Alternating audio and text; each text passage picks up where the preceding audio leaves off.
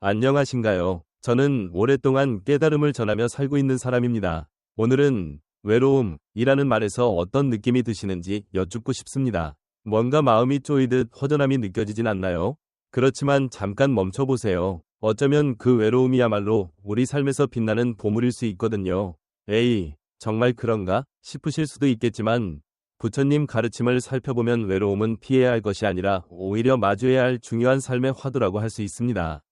이를테면 이런 적 없으신가요? 직장 동료들과 떠들썩하게 얘기 나누고 있으면서도 묘하게 쓸쓸함을 느낀다거나 주말에 혼자 지내는데도 오히려 마음이 편안해지는 경험 말이지요. 그게 바로 외로움이 지닌 묘한 마법 같은 거예요. 오늘은 예전에 있었던 중국 시골 마을에서의 이야기를 통해 부처님 가르침이 말해주는 외로움의 진짜 모습과 바른 길을 가는 사람일수록 왜 외로워지기 쉬운지를 풀어보겠습니다. 이 얘기가 분명 여러분 삶을 보는 눈을 달라지게 할 거라 믿어요. 함께 외로움이라는 삶의 보물을 찾아 떠나봅시다. 가을바람이 슬쩍 불기 시작한 중국의 어느 시골 마을. 그날 마을 사람들은 큰 슬픔에 쌓여 있었습니다. 마을에서 도움을 많이 준 이민과 왕란 부부가 세상을 떠났기 때문이었지요. 이민과 왕란 두 분은 마을 곳곳에 길과 다리를 새로 놓고 학교와 치료소를 세우며 사람들이 편히 살 수 있게 정성을 쏟아왔습니다. 그런데도 묘하게 두 분은 마을 사람들과 조금 거리를 두는 듯 보였다고 합니다. 누구도 그들의 속마음을 들어본 적이 없고 그들 사적인 이야기를 아는 이도 없었지요. 그래서 마을 사람들은 고개를 갸웃했습니다. 저렇게 훌륭한 분들인데 왜 늘 그렇게 외로워 보였을까? 마을을 위해 헌신했는데 행복하지 못했던 걸까?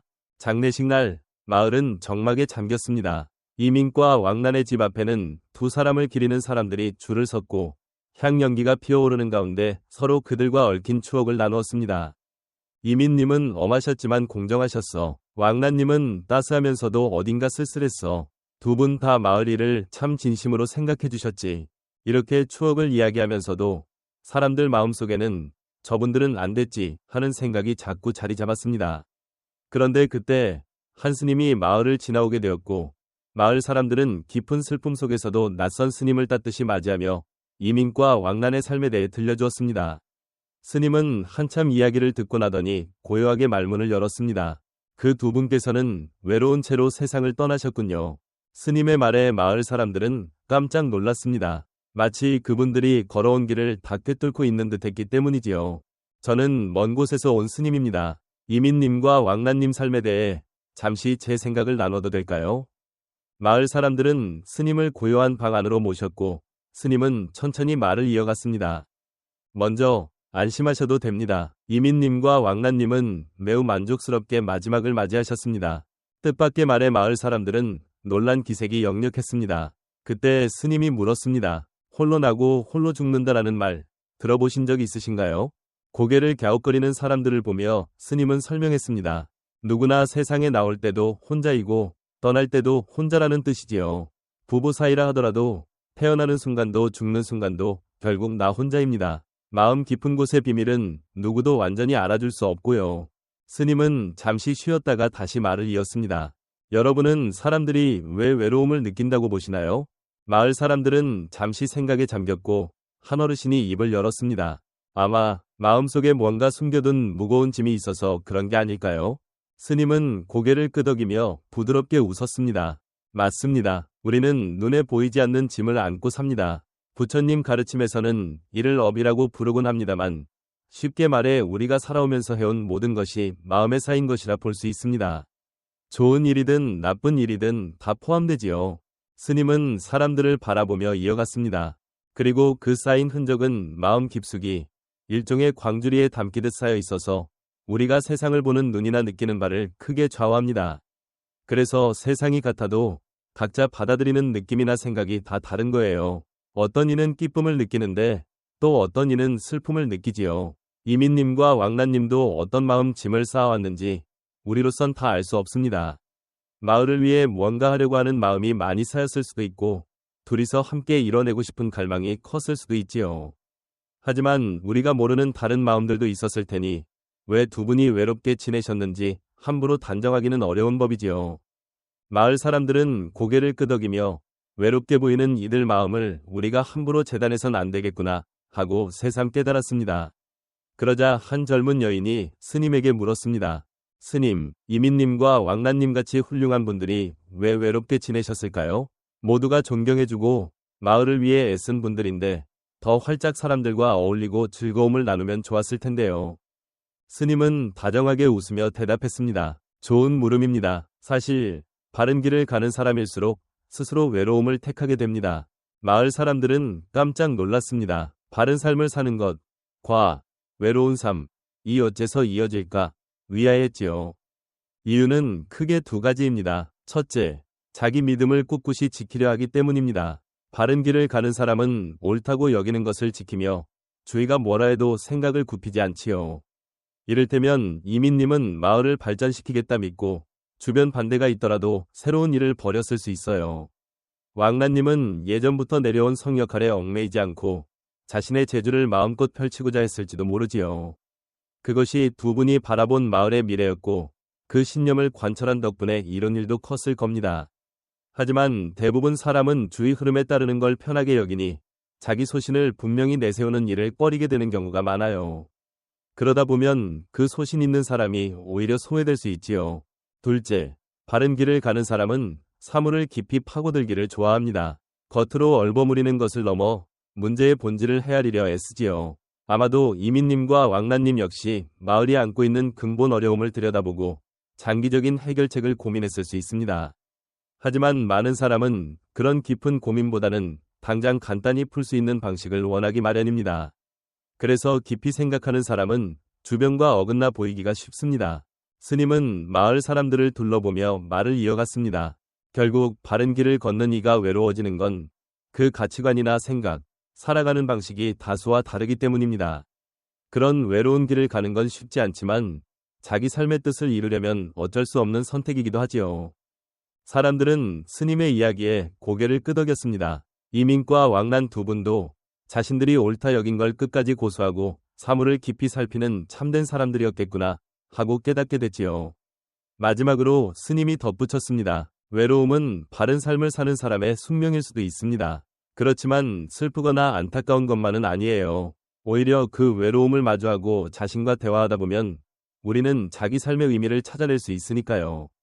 이 이야기를 통해 여러분이 외로움과 마주할 용기와 더불어 다른 이들을 헤아릴 따뜻한 마음을 키울 수 있으면 좋겠습니다.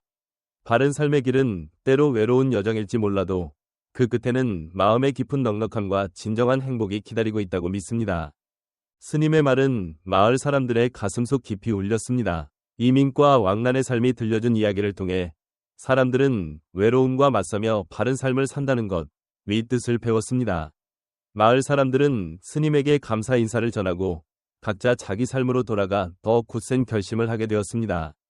가을바람은 마치 그 결심을 실어 나르는 듯 부드럽게 불어왔고 이민과 왕란은 마치 우리 삶 충분히 잘 누리고 갔지 하는 듯 평온하고 흐뭇한 미소로 그들을 지켜보고 있는 듯 했습니다. 이제부터는 외로움의 본바탕을 좀 더 들여다보겠습니다.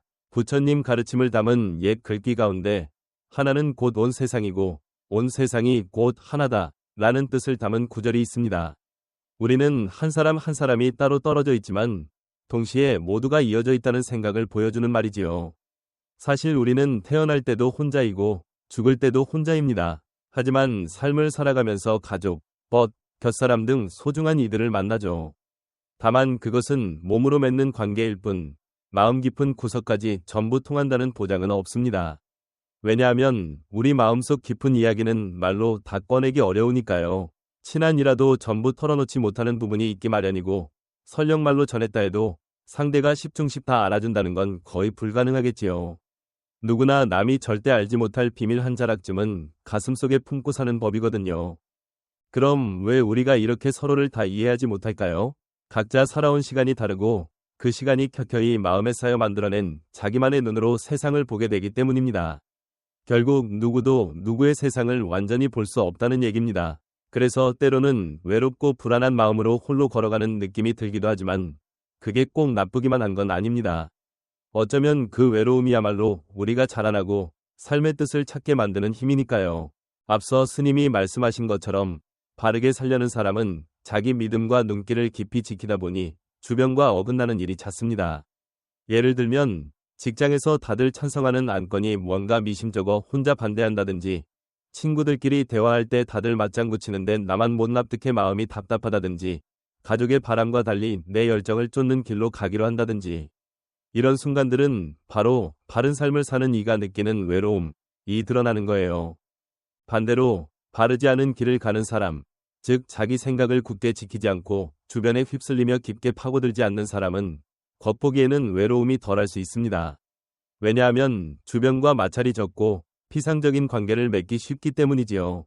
하지만 여기에 함정이 있습니다. 스스로 내 참모습을 감추고 남들 말에 맞추느라 내 진짜 바람이나 생각을 꾹 누르고 살면 결국은 나쁜 쓸쓸함이 덮쳐옵니다. 자기 속을 보려 하지 않으니 삶의 뜻이나 목표를 놓쳐버려 공허해질 수도 있지요. 그러니 결국 누구나 외로움은 피할 수 없습니다만 그 모양이 조금씩 다른 겁니다. 바른 삶을 사는 이가 느끼는 외로움은 주변과 달라도 내 믿음을 따라간다는 데서 오는 것이고, 바르지 않게 사는 이가 느끼는 외로움은 사람들 틈에서 떠밀려 다니며 본래 내 모습을 잃어버리는 데서 오는 것이지요. 그렇다면 우리는 외로움과 어떻게 마주해야 할까요? 부처님 가르침을 오늘날 우리 생활에 맞춰보자면 먼저 나 자신을 잘 헤아리는 일부터 시작해 볼 수 있습니다. 혼자만의 시간을 가꾸며 내 마음을 천천히 돌아보는 것이지요. 가만히 앉아서 호흡에 집중하거나 하루를 마무리할 때 일어난 일을 솔직히 적어보는 것도 좋습니다. 이어서 다른 이들을 헤아리는 마음도 길러야 합니다. 나만 외로운 게 아니라 누구나 저마다의 외로움을 안고 있음을 느끼는 거예요. 그래서 우리 주변에 지친 이가 보이면 살짝 자리를 양보해 본다든지, 곤란해 보이는 사람이 있으면 가볍게 말을 걸어본다든지, 이웃 어르신이나 아이 돌보느라 분주한 가정을 도울 방법을 찾아본다든지, 이런 작은 마음씀이 위외로 서로를 이어주는 징검다리가 된답니다. 또 하나 중요한 건 지금, 여기에 마음을 기울이는 연습입니다. 과거의 후회나 미래 걱정에 매이지 않고 지금 눈앞에 있는 순간에 집중하다 보면 쓸쓸함이 잦아들 수 있어요.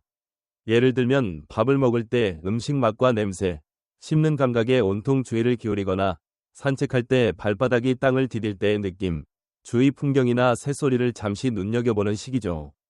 더불어 고마운 마음도 큰 힘이 됩니다. 하루하루 지내면서 사소한 기쁨이라도 찾아내 감사해보면 마음이 한결 너그러워지고 외로움이 줄어드는 것을 느낄 수 있어요. 자기 전에 오늘 좋았던 일을 3가지쯤 떠올려보는 건 어떨까요? 맛있는 차를 한 잔 마셨다든지, 대중교통에서 편히 앉아 갔다든지, 지인이 안부를 전해주었다든지, 가족과 함께 보내는 작은 시간이 있었다든지, 이렇게 아주 작은 행복들만 떠올려도 세상이 훨씬 따뜻하고 풍요롭게 다가올 겁니다. 그리고 무엇보다 내가 진짜로 소중히 여기는 길을 지키려는 결심이 필요합니다.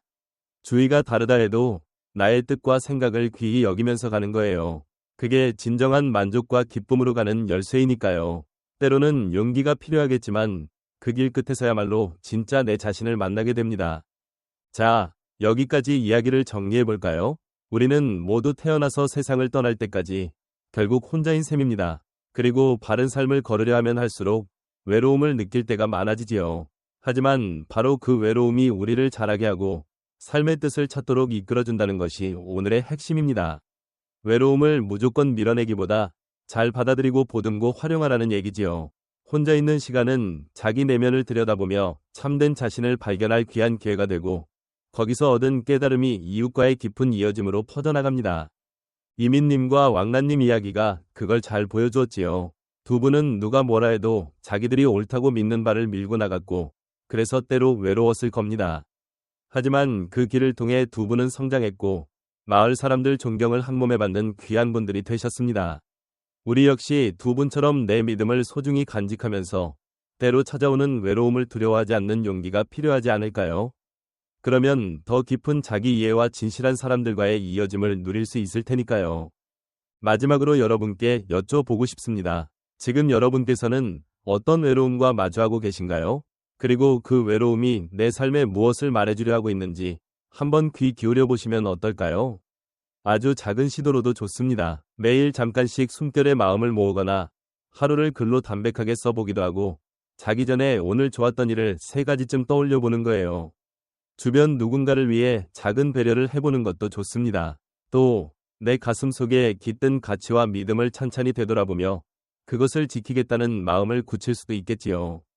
이런 작은 발걸음 하나하나가 외로움과 새로운 관계를 맺는 시작점이 될 겁니다. 외로움은 결코 두려운 적이 아니에요. 그것은 오히려 삶을 빛내주는 소중한 보물이라고 할 수 있지요. 예로부터 전해지는 말 중에는 제 모습을 지키며 세상과 어우러진다 는 뜻을 담은 가르침도 있습니다. 참으로 멋진 외로움이란 결국 그런 모습일 거예요. 오늘 이야기가 여러분 삶에 조금이나마 도움이 되었으면 좋겠습니다. 외로움과 함께하면서 내 본 모습 그대로 살아가는 용기를 낸다면 분명 여러분 삶이 훨씬 풍성하고 뜻깊어질 거라 믿습니다. 오늘도 끝까지 함께 해주셔서 고맙습니다. 만약 이 이야기가 마음에 와닿으셨다면 따뜻한 응원을 보내주시고 다음에 또 놓치지 않으려면 이곳을 잊지 마세요. 여러분 모두 언제나 행복하시길 바라며 외로움이라는 보물과 함께하는 멋진 삶의 길을 즐겁게 걸어가시길 빕니다.